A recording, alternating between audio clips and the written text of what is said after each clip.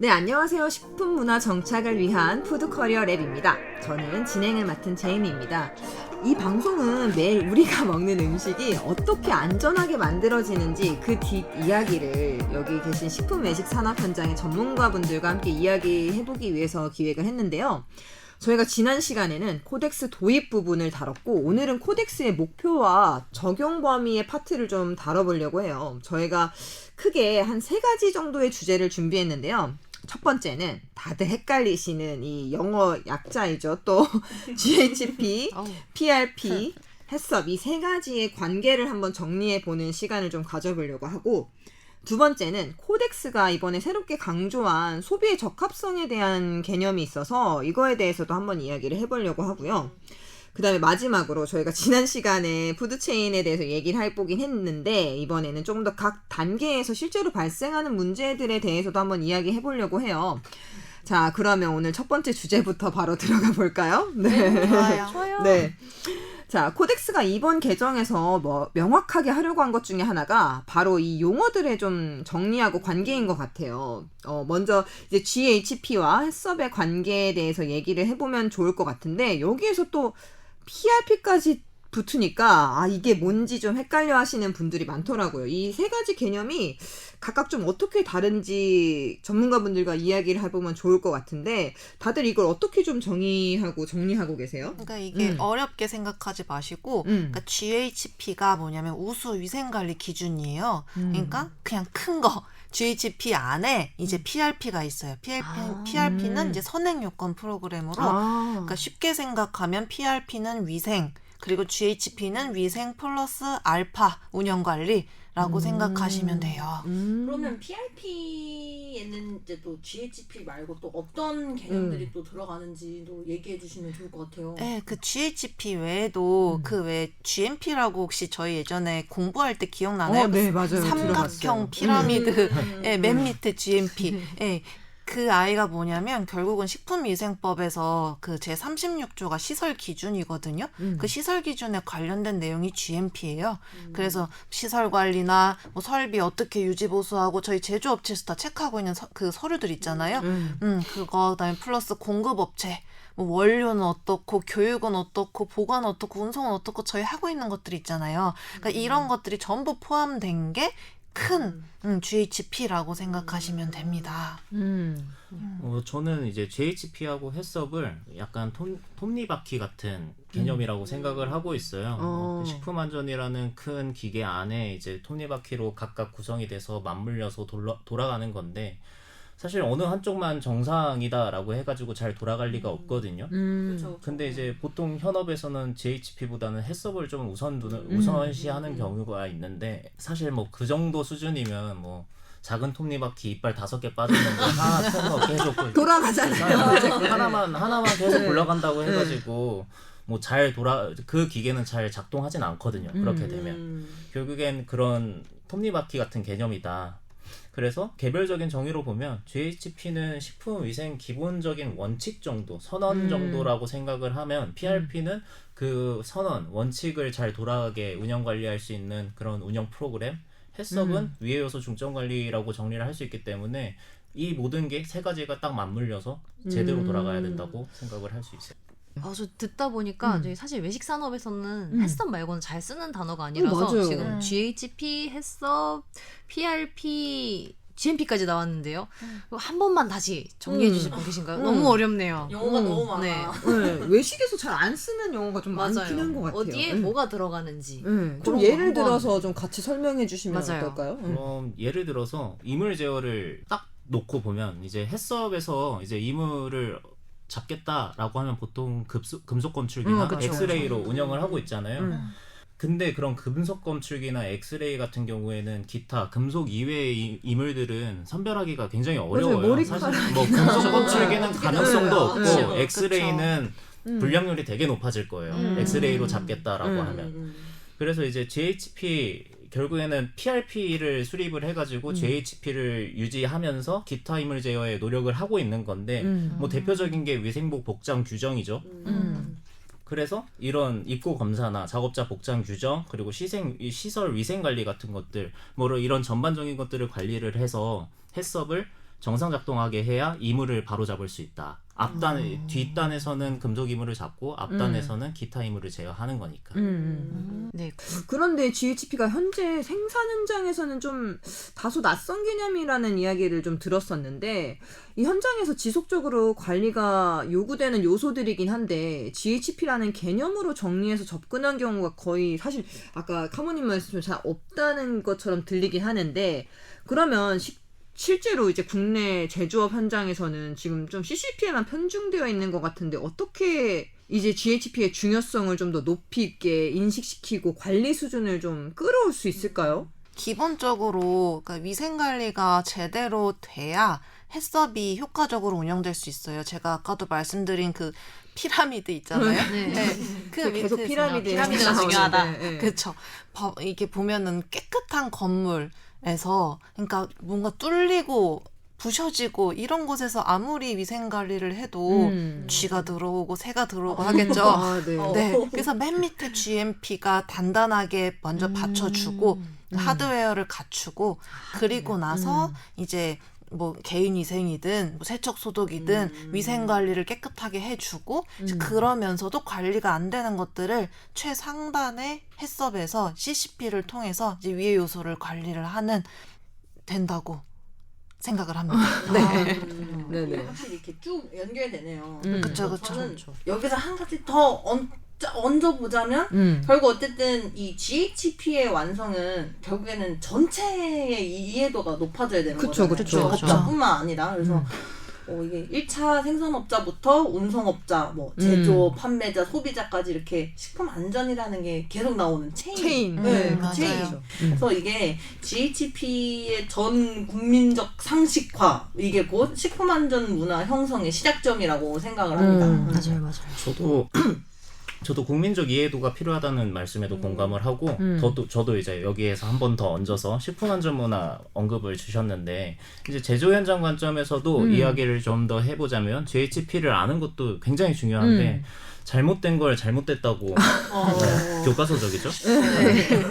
그런 잘못된 걸 당당하게 말할 수 있는 그리고 실수했으면 실수했다고 당당하게 말할 수 있는 그런 식품안전 문화가 중요하다고 봅니다. 이게 일하다 보면 사실 이게 너 잘못했어. 이렇게 잘못된 거를 이렇게 잘못됐다 말하는 게 사실 쉽지 않아요. 작업자들이 되게 안 좋아해요. 바빠 죽겠는데 와서 그렇게 하지 마라 뭐라 이렇게 하니까 너무 싫어하시거든요. 진짜 쉽지 않아요.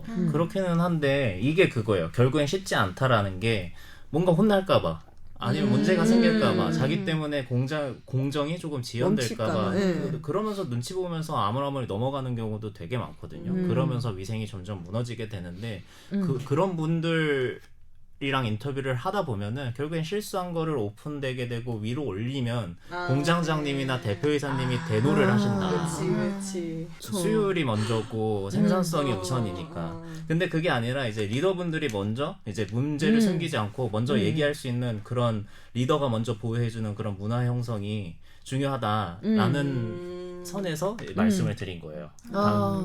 근데 저는 들어보다 보니까 아까도 얘기했지만 GHP라는 용어가 솔직히 외식에선 잘 안 쓰는 것 같은데 카모님 이게 솔직히 식품 제조 현장에선 쓰이는데 외식에서는 어떻게 이 용어를 쓰나요? 잘 안 쓰죠. GHP라는 용어는 사실 너무 생소해서 저도 계속 질문을 드렸던 건데 정말 잘 안 쓰고 이제 뭐 통상적으로 외식업에서 쓰는 건 뭐 개인 위생 관리 맞아요. 그 용어가 더 많은 시설 것 위생 같아요. 관리, 뭐 장비 위생 관리 이런 식으로 이제 뭐 따로 나눠서 생각을 하고 있어서 이게 하나라는 그 인식 자체가 없다 보니까 이제 매장 근무하는 뭐 매니저의 성향에 따라서 맞아요. 근무자의 손세척을 집중해서 보시는 분이 있는가 하면 뭐 청결 관리 집중해서 보시는 분이 있는가 하면 이제 그런 성향에 따라서 관리하는 포인트도 달라지고 그래서 이런 좀 하나의 큰 관점에 대해서 우리가 다 관리를 해야 된다는 것도 외식 산업에 이제 도입이 돼야 되는 그런 생각인 것 같습니다. 넓게 보는 맞아요. 그쵸, 넓게 보는 그쵸. 시각. 네.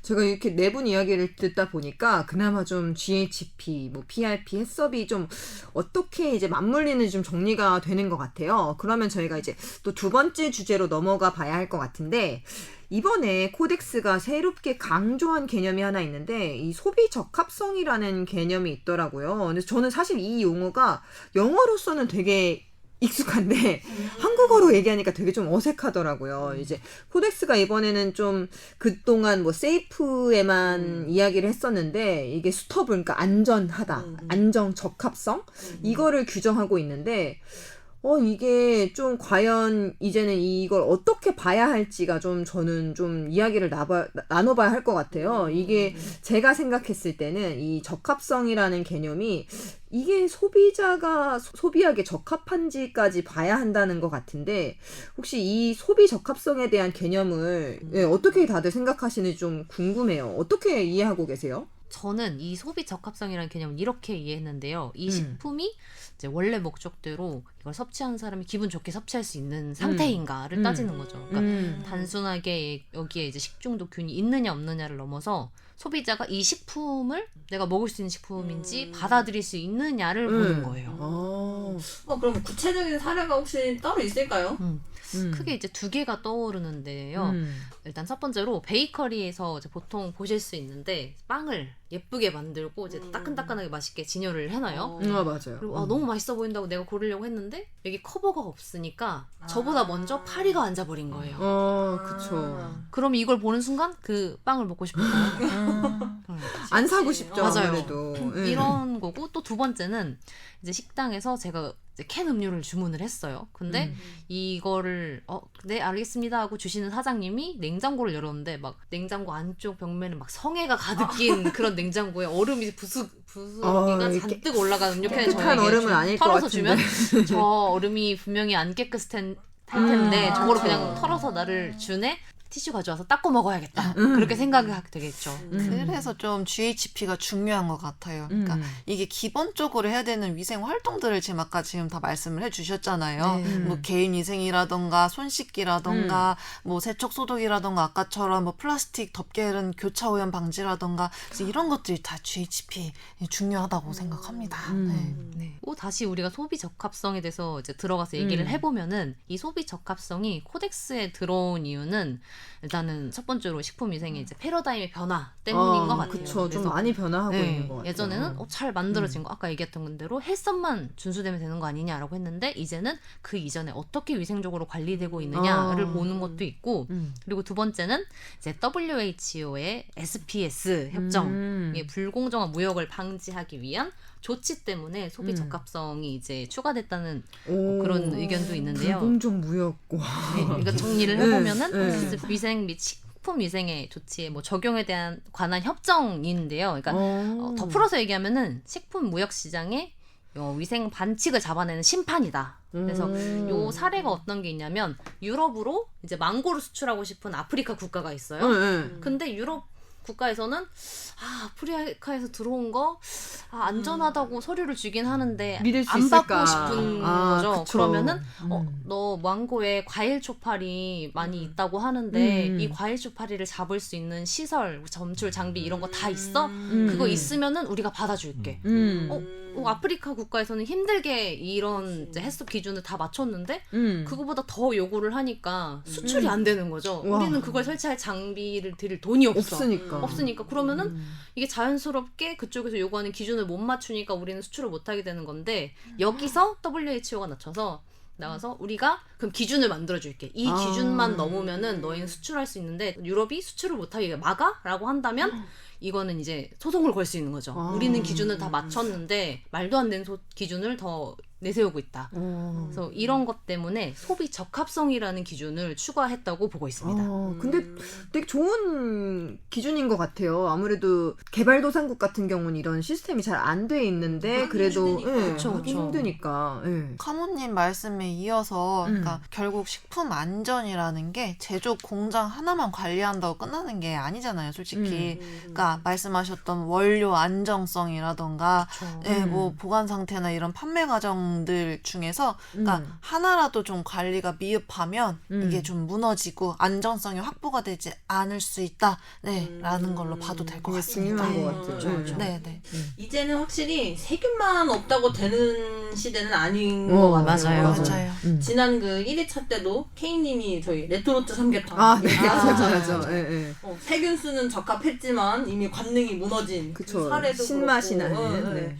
또 뭐 피자 치즈나 뭐 분말제 제품 같은 거 막 이렇게 떡져 있다든지 아니면은 뭐 공기 충진된 제품인데 그게 뭐 다 빠져가지고 막 이렇게 쭈그렁 방탱이 됐으면은 안 먹고 싶잖아요. 안 사고 그거. 싶을 것 그쵸? 같아요. 예. 근데 또 그런 제품들을 검사를 해보면 미생물은 또 안 나오는 경우도 많거든요. 안전은 하다. 네, 안전은 한데 이게 또 소비자 입장에서 보면은 저는 안 사 먹을 것 같거든요. 근데 저는 솔직히 소비자 입장에서도 이해가 되지만 이 작업자나 또는 이제 품 제조업이나 외식업을 하시는 분들은 괜찮은데 이게 모양이 그치. 예쁘다 먹을 수 있는데. 보이는데 이게 좀 여러 가지 양쪽의 측면에서 좀 들어봐야 할 것 같긴 하네요. 예. 또 이렇게 얘기를 하다 보니까 궁금한 게 생겼어요. 이게 결국은 소비 적합성이 소비자 입장에서 판단을 하는 거잖아요. 그래서 너무 한쪽 편인 것 그쵸, 같아요. 그니까요. 그러면은 이 판단할 수 있는 기준을 어디에서 어디까지 우리가 관리를 해야 할까요? 이미 공장 안에서만 잘 관리하면 안 된다고 그죠. 얘기가 나왔는데 그러면은 어디까지 관리를 해야 되는가? 이제 카모님이 진짜 좋은 질문을 던져주셨는데 이게 솔직히 정말 공장 안에서 관리하면 충분한가? 결국 이 질문이 저희 결국 마지막 주제인 이제 스코프 범위, 적용 범위 이야기로 좀 연결이 돼야 할 것 같은데요. 저희가 다음번에는 이 적용 범위 이야기를 한번 이야기해보면 좋을 것 같아요.